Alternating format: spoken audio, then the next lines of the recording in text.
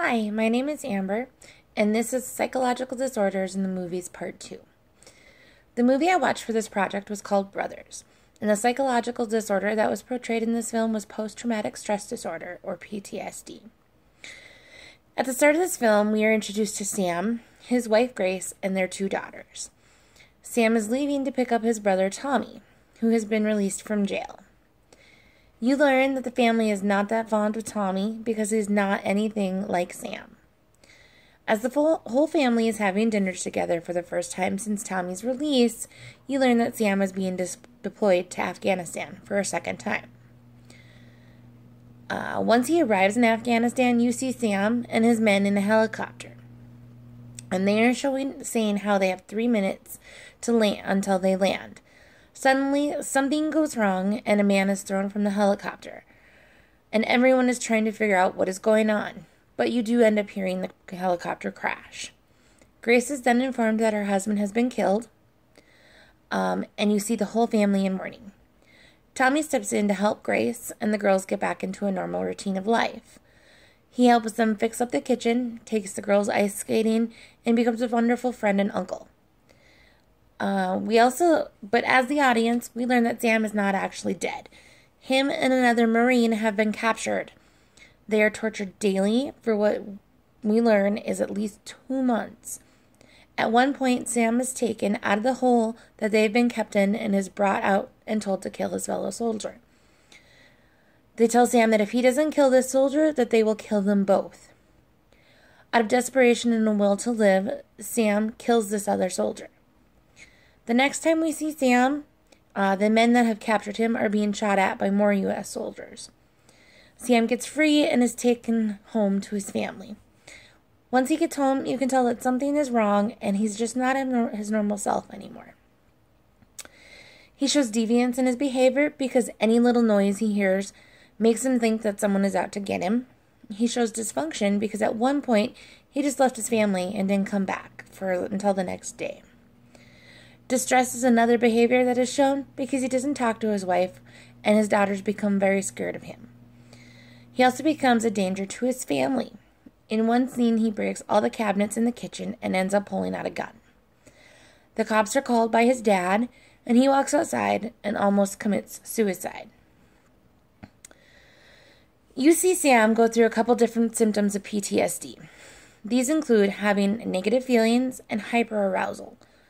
He has no interest in his family or the things that once made him happy before. He wants to go back to Afghanistan and help fight the war. He is also always on edge and looking out for danger.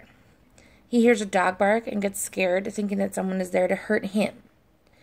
I believe this movie did a wonderful job at showing the symptoms of PTSD.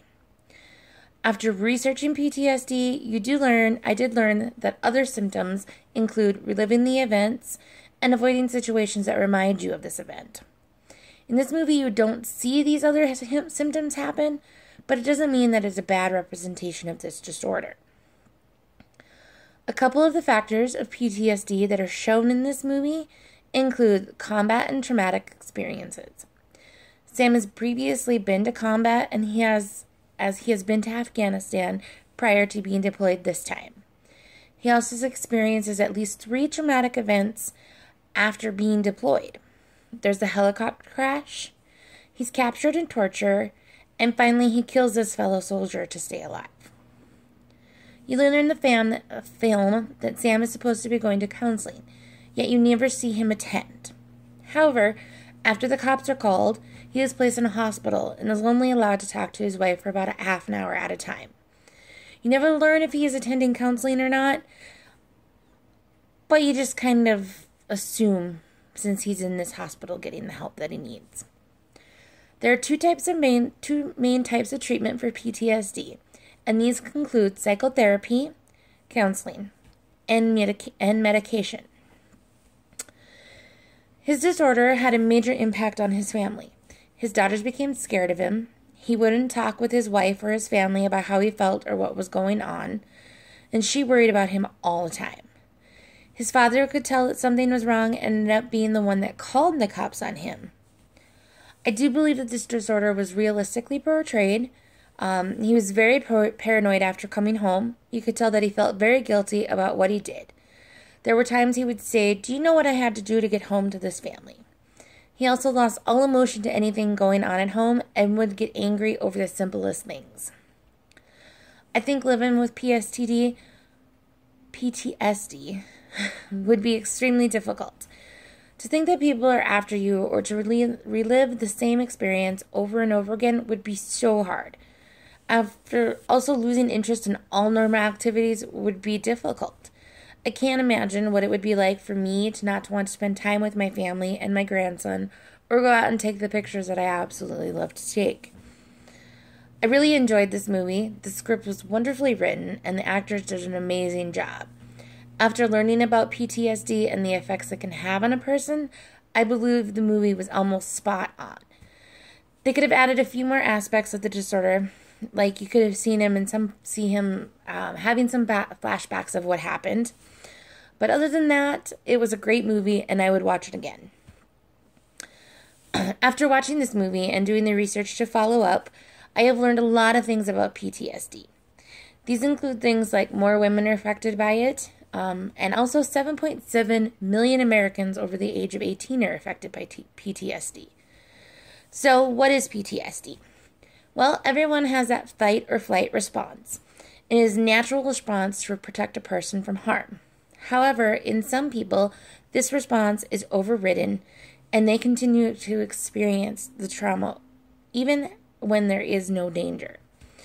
People who continue to experience it for more than 3 months are usually and can be diagnosed with PTSD. In some people, the symptoms, however, don't show immediately, or they can come and go over time. Things like loss of a loved one, a car accident, natural disaster, or even sexual assault can lead to PTSD. People with PTSD can also experience other problems, and it can even lead to suicide. Psychotherapy and medication can be helpful treatments for PTSD. These types of therapy include cognitive processing and prolonged exposure. These treatments can help get rid of the symptoms or at least make the symptoms less intense. I hope you enjoyed this presentation. If you have any questions, please just let me know. Thank you.